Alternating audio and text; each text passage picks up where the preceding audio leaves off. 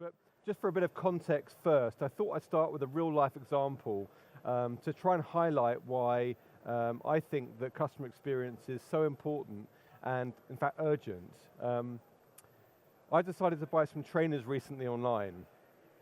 Months later when I sat down to actually do it, I was pretty excited when I found the pair that I really wanted. But whatever I did, I just could not get those trainers into the basket. And I felt really frustrated and kind of helpless, really. Basically, I gave up. So because the company that I was trying to buy them from only uses quantitative data, they only know what happened and not necessarily why it happened. So they just think that I just abandoned and I wasn't interested in buying those trainers. So for the next week and a half, they tease me with adverts for the trainers that I really want that I can't buy. So eventually I bought some trainers from a different website, a better website with a broader range. So not only did they lose that purchase, they lost all my future purchases as well. So for me, that's going to be hundreds of pounds over the next few years. So when I think about the impact that has on their business for all the other people that may have had a similar experience, when you multiply the lost revenue by all those people, that becomes a very strategic issue. And in fact, it inflates the cost of acquisition quite substantially, because if they spend lots of money on bringing a customer in and they don't buy something or don't come back again, then it becomes a very big cost, and actually a board level issue as well.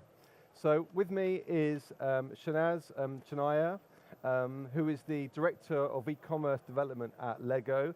Shania has 15 years experience working with Microsoft and Sky and Amazon and AOL, from sales all the way through to product development. So she has a phenomenal broad range of digital experience. But now at Lego for 5 years, and you've been finding new ways of developing the proposition to create some really sustainable growth in EMEA. So everyone loves Lego, until of course you tread on it with bare feet. But I'm really looking forward to what you have to. You're about the initiatives that you've been working on. And Mark is the CEO of Usabilla. Usabilla is a voice of customer platform headquartered in Amsterdam. Mark was a senior advisor at Ernst & Young beforehand, joined Usabilla as CTO in 2011, and then a year later became CEO, and took the company from 5 employees to 125 in 6 different countries. And I have experience of working alongside Usabilla, and it's a fantastic company, so congratulations on your success. Thank you. So let's get into this. I think the first point that we want to discuss is all about staying competitive by using customer experience as a strategy. So Shanaz, do you believe that customer experience is Lego's biggest brand differentiator, and if so, why? So the short answer for me is yes, but I think to be able to address this question in a much more detailed fashion, I think it's important that we sort of take a view as to what customer experience means for us, right? And for us at Lego, it really is about having or being able to impact a customer's experience in a much more positive way across all shopper touch points. So that's everything from responding to marketing messages on and offline. It's everything from once a shopper is on your website, how do they interact and navigate through the website. It's also everything from when we present search queries, or when a shopper activates a search query, what are the results they're seeing as well. And this also rolls all the way through to the delivery, and more specifically the post-purchase experience, which is a big reveal, and the unboxing experience you have with Lego as a product. So, we as a company, we generally believe in e-commerce specifically, we put customers at the heart of all of the things we do, and we effectively look at customer experience as an enabler of our business objectives. So, in actuality, it helps us realize our business objectives, which ultimately is, helping us put more and more, helping us reach more and more kids around the world, but also putting more bricks in the hands of more kids around the world itself. And part of your strategy, I think, was about re-platforming to be able to make that process a little easier. Yeah, so 2 years ago, we actually embarked on a journey for us from an e-commerce side of things. We re-architectured and redesigned the platform, and part of the reason why we did that was, over a period of time, we were seeing declining NPS scores, and that sent quite a lot of alarm bells to a lot of the business decision makers at the time. And what we sort of recognized was our website itself was failing on multiple levels. It was failing on, stock availability. It was failing on navigation. It was also failing on search. So we embarked on quite a sizable project to redesign and re-architecture our website. And for us, what sits at the heart of that is, trying to create a commercial brand building channel, which ultimately, hopefully, sets us apart from other players within the space as well. Interesting, and Lego has a phenomenal in-store experience, and you had been telling me about the Mosaic Maker that I'm interested to go and see now. How do you then look at how do you convert that into an online experience, or is that not part of the strategy? It's a great question, and one of for those of you who are not familiar with the Mosaic Maker, it's featured in our Leicester Square store in London, and essentially what it is you sort of go into a phone booth, and it takes a picture of you, and the output is essentially a box with quite a number of bricks, as well as an image of how to create a portrait of yourself. So when we actually came up with that concept, we recognized that to even be able to transform something like that online would be quite a compelling feature for us at the Lego Group itself. Having said that, we're still at the stage where we're trying to figure out how to make it all work. But as we move towards the omni-channel approach, where we want to be able to see seamless interactions between on and offline, we will start to see more store experiences, transformed on our online website, and also in some cases you may actually see online experiences also transformed in store as well. Okay, we'll pick up on that a little bit later, but I'm going to mention the big A word before we go any further, which is Amazon. And how does Lego view that in respect to developing an experience and competing with them? So I think I should actually call out, we don't see Amazon as being a competitor. Amazon for us is one of our retailers. They actually sell quite a number of products for us, and they're quite a sizable customer for us as a business. However, having said that, from our direct channel perspective, we sort of recognize that there are certain things that Amazon is particularly exceptional at, and from an e-commerce side of things, we're not necessarily going to be able to reach that level of scale that Amazon is actually playing in.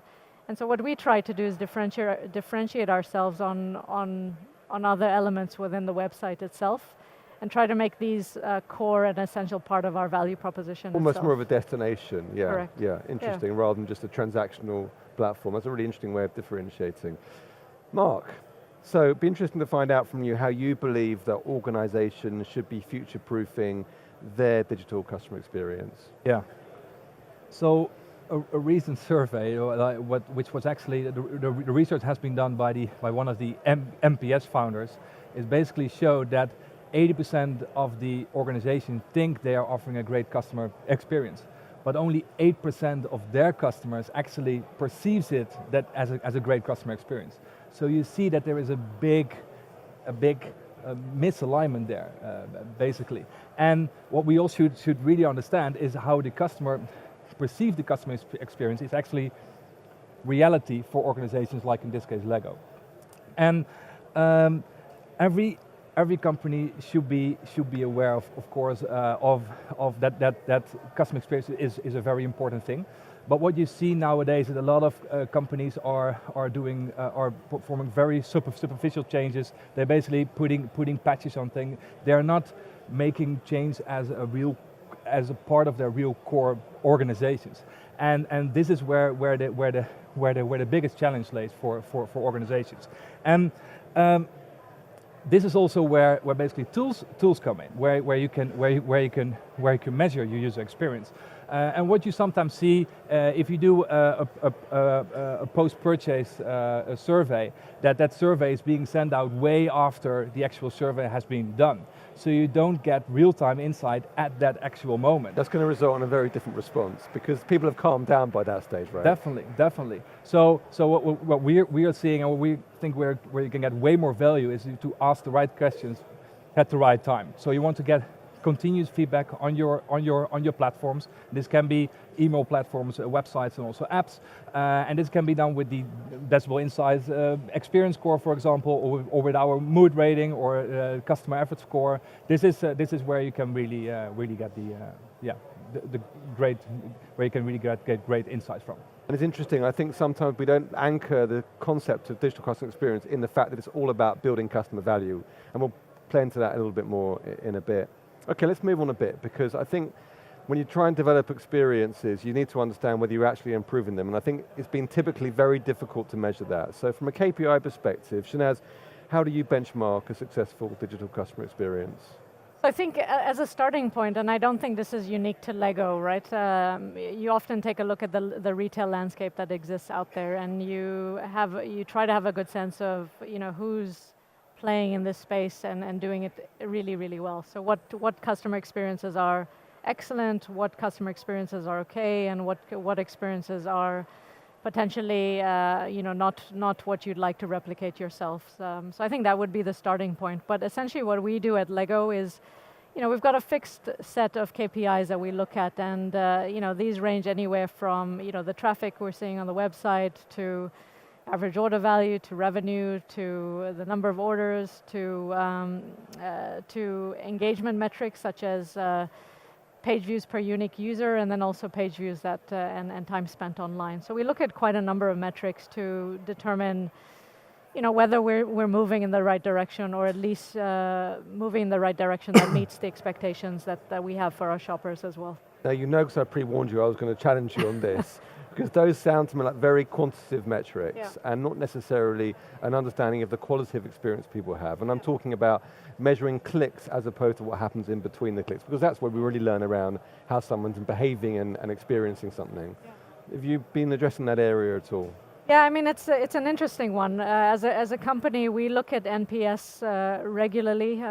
We have post-purchase NPS, which measures how satisfied are you once you've received the item, and those scores tend to be reasonably high because we've got Lego in the hands of kids at that point in time, which is fantastic.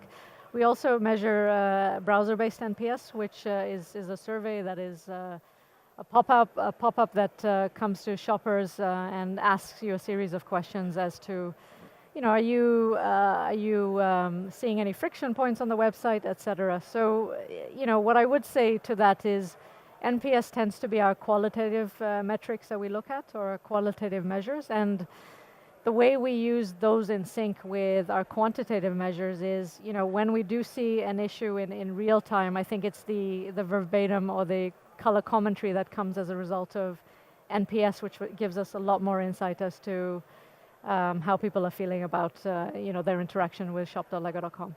Dare I say you're also using Decibel's DXS score as well? We are. Okay, good. All right, Mark, is conversion rate optimization the main factor that you advise organizations to measure against, and why? What you see nowadays, that the more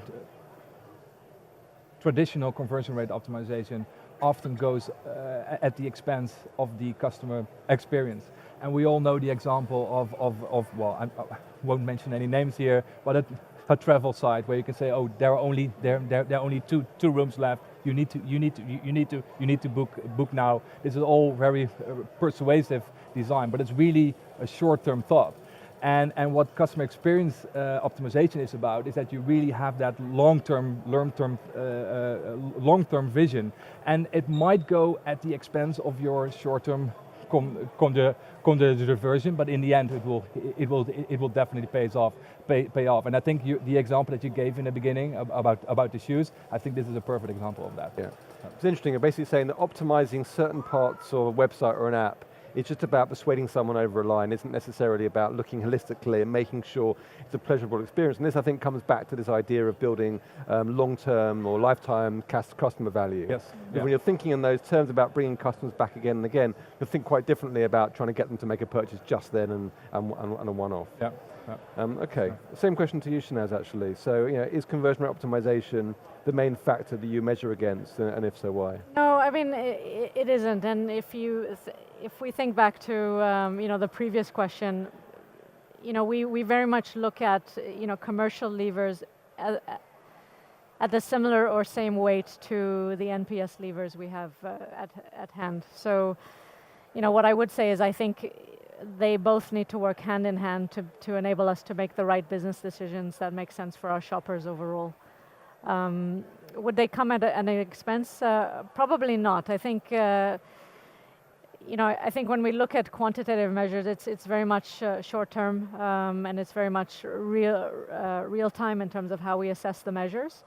But I think fundamentally what we're trying to do is just make sure that we can have synergies between both metrics to help us make the right choices for the shopper. The experience that I've had, there's a series of stages an organization goes through digital maturity, and one of the biggest factors is sharing of metrics and data to be able to align themselves and break down some of those silos. How does Lego address that challenge? I think at the outset, what we did is we very much created a small team of folks who actively inputted into the process, and that process allowed us to align on the metrics which we felt were important for us as a business. So I think we started that at the outset, and that certainly helped because it helped everybody get on the same page in terms of what we considered the right metrics to look at, and we wouldn't be at a stage where at some stage you get another metric which you have to think about a little bit later. So right up front, you agreed these are the measures we're going to use. Correct. And that was cross-organization. So we agreed on the metrics. We also agreed on the reporting tools. We also agreed on how the data is presented, and and we also agreed on the types of insights we want to be able to yield from these types of metrics.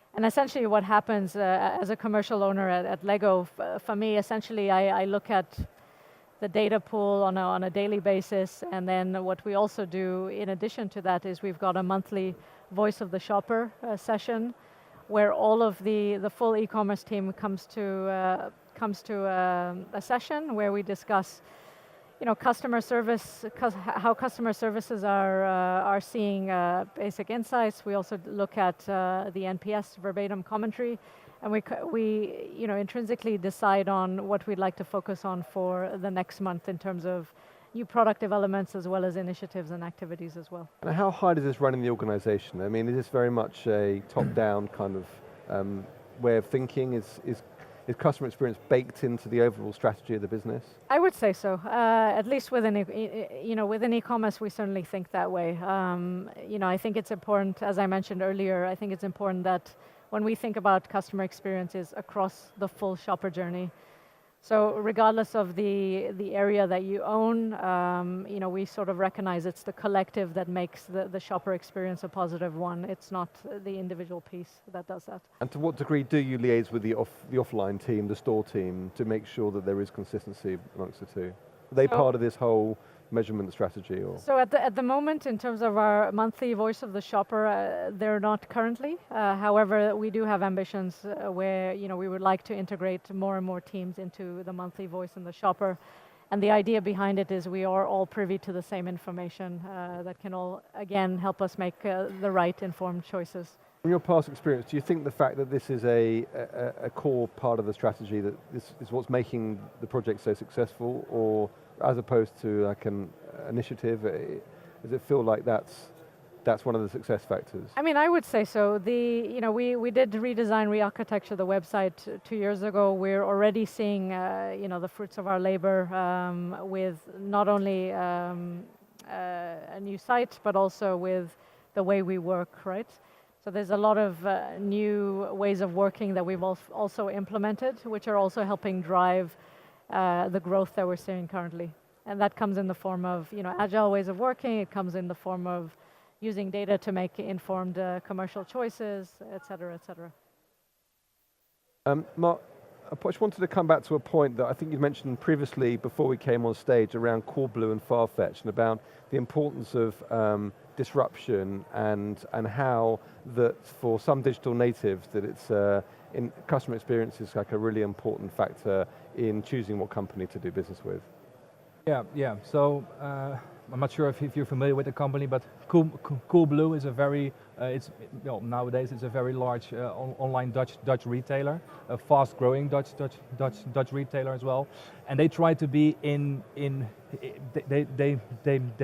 try to be to have their full customer experience in their full customer journey in place. So they are, as an online retailer, you might also be dependent on external parties, like the Dutch Postal Service to offer the packages. They decided to do their own delivery service, and this way they can basically measure their full customer journey.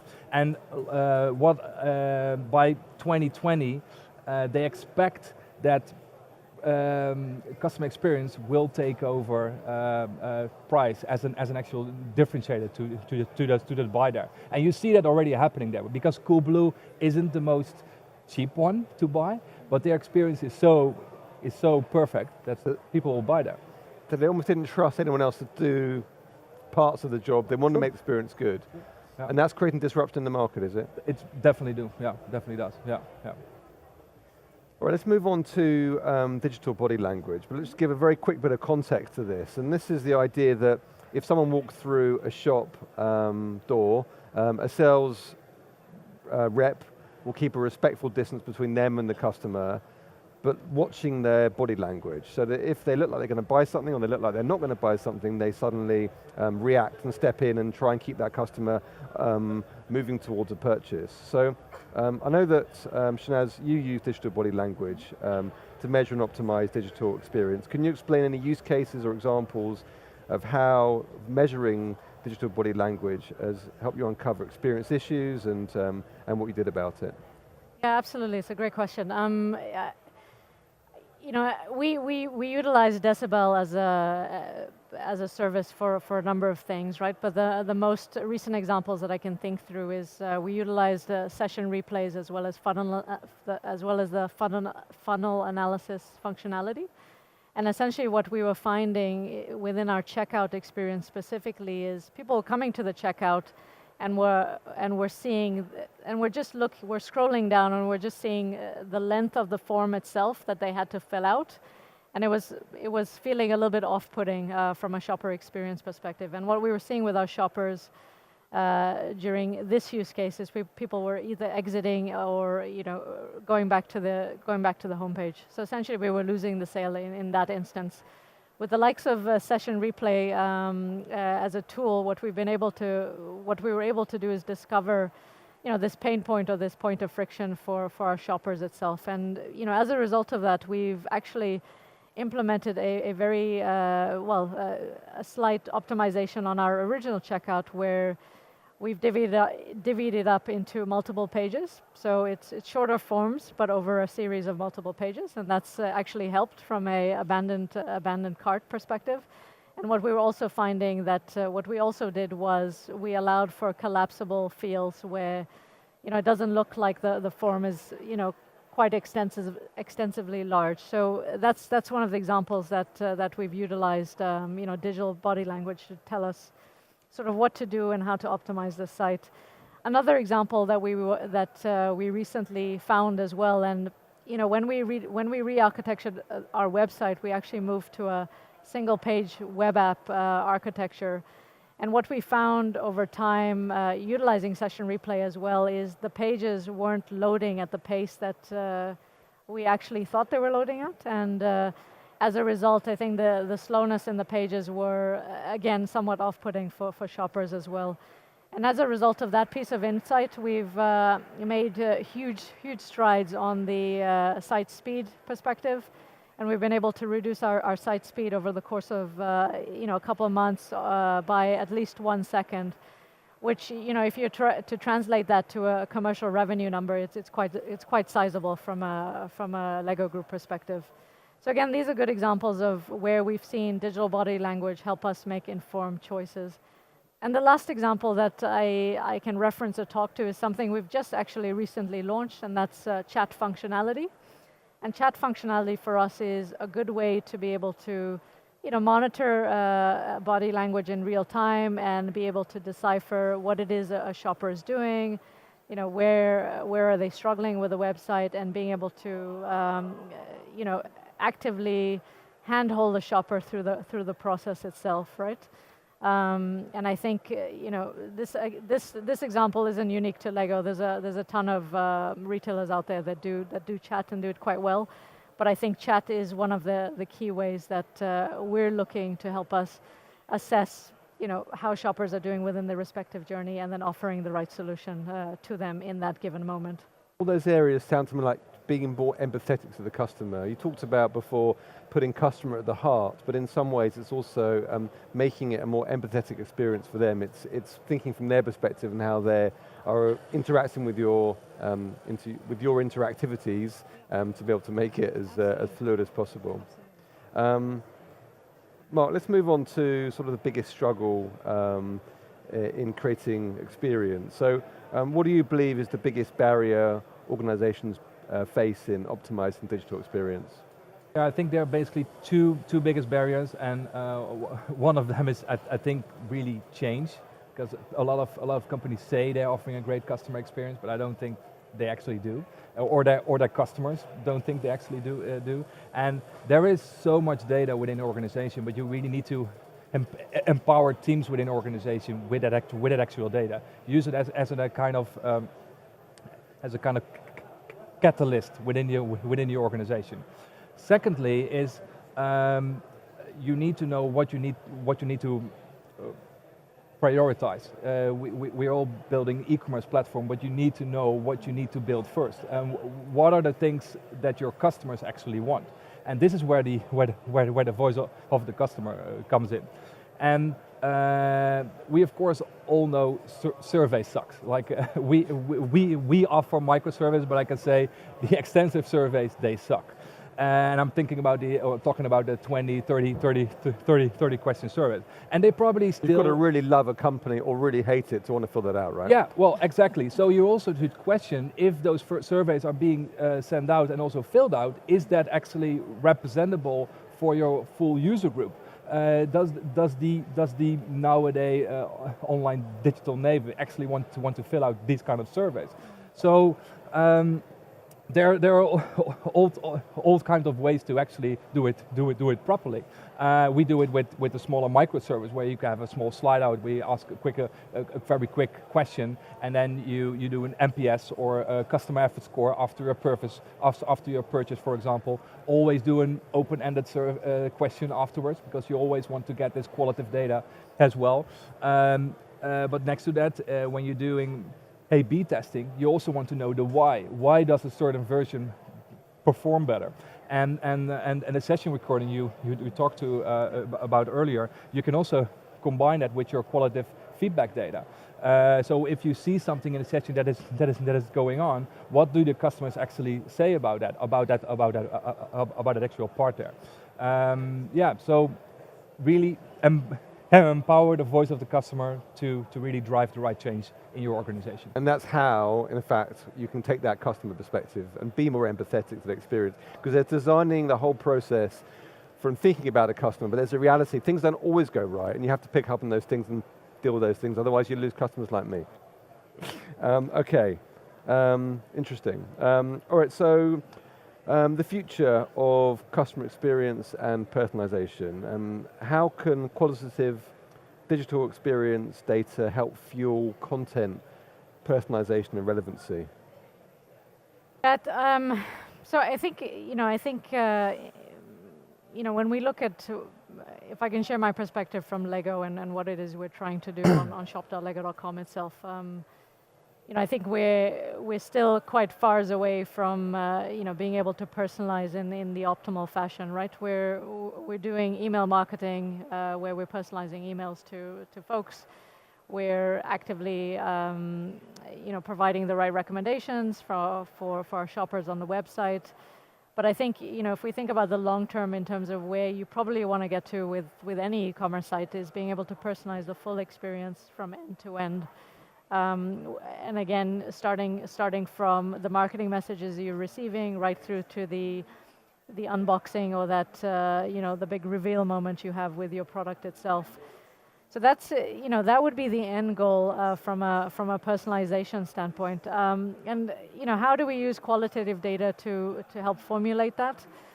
Ultimately, I think for us, it's going to be really about trying to understand who our shoppers are, what do those personas look like, and being able to serve up the right content at the right time to these individuals itself.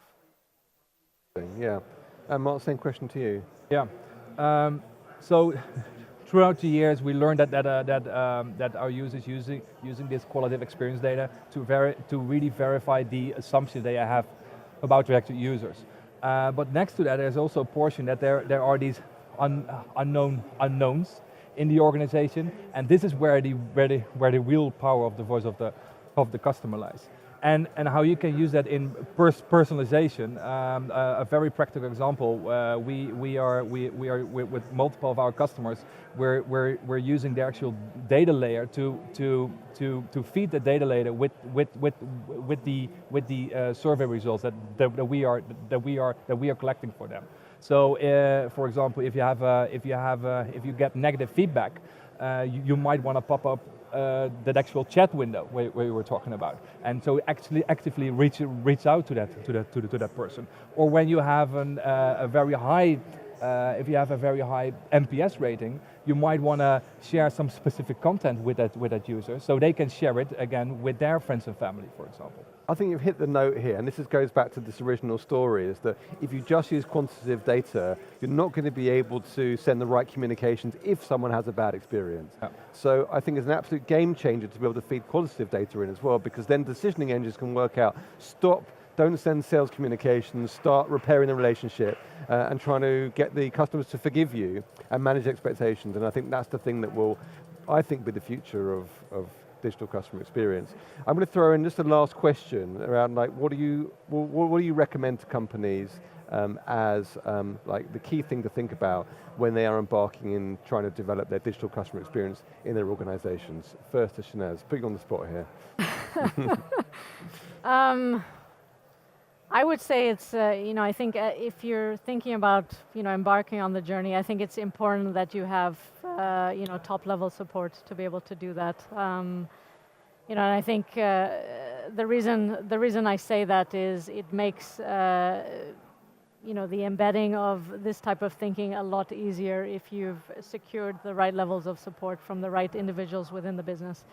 And when I say top-level support, I don't mean the most senior person with the organization. It actually could be just key influences in any department who who have the ability to sway, who have the ability to communicate these messages in the optimal fashion, which make the journey seem a lot less daunting than it really is, right? Because at the outset, fundamentally, I genuinely believe it's people move mountains. It's not necessarily technology or a product that does that. Yeah. I fully agree on that. Yeah, you really need to make it part of the core of your organization, part of your core business processes. Like I said earlier, just putting some patches here and there, it doesn't work. Has to be more core to the whole philosophy of the program. Okay, so I'm told we're going to get loads of questions. We have one, so please feel free to give us some more. The question, I think, to Shanaz, how did you tackle the restructure of your website, and did you use or consider microservices? Great question. So, essentially what we did was we decoupled our front end from our back end. And essentially the reason we did that is we wanted to be able to iterate and optimize in a much more seamless fashion, in a much more iterative fashion, in a much more speedier fashion. And a lot of the insights were telling us that there are a lot of UX improvements that we needed to be making from a front end perspective, and what was holding us back was the fact that our back end and our front end were connected to each other. So I think now that we have that, we're able to move in cycles of 2-week sprints, and that's allowing us to get more features out the door, more UX improvements out the door, etc. And did you use or consider microservices? Yes, absolutely. We moved towards an API microservice model, whereby each aspect of the website has is considered its own microservice as well. And the benefit behind doing it that way is if one aspect of the website fails for whatever reasons, you don't actually have to. It's very easy to identify the issue within the website and focus all your resource on trying to fix that aspect of the website itself. So that's how we tackled it. It was a 15 months to 1.5 year project that we embarked on. And what I would say the big learning from that is, I think as we think about e-commerce for the future, we recognize that as we develop and grow our website, we want to be moving towards less big bang type projects and more slow implementations of, more frequent implementations over a big bang release. I think that plays into this idea there'll never be a new website in the future, it'll just be iterations. Correct.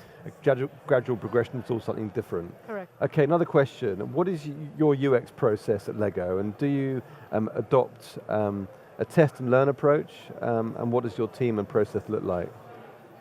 So, from a test and learn approach perspective, I think we've got that quite baked into our e-commerce team overall, right? I think we've got a lot of individuals within our team who, are quite comfortable with taking risks on various parts of the website. And we fundamentally have agreed and aligned that we absolutely do need a test and learn approach to how we iterate on the website itself. So the UX process at Lego, and this feeds into the test and learn approach. Essentially what we do is we've got a person who owns the testing mechanisms within our core product.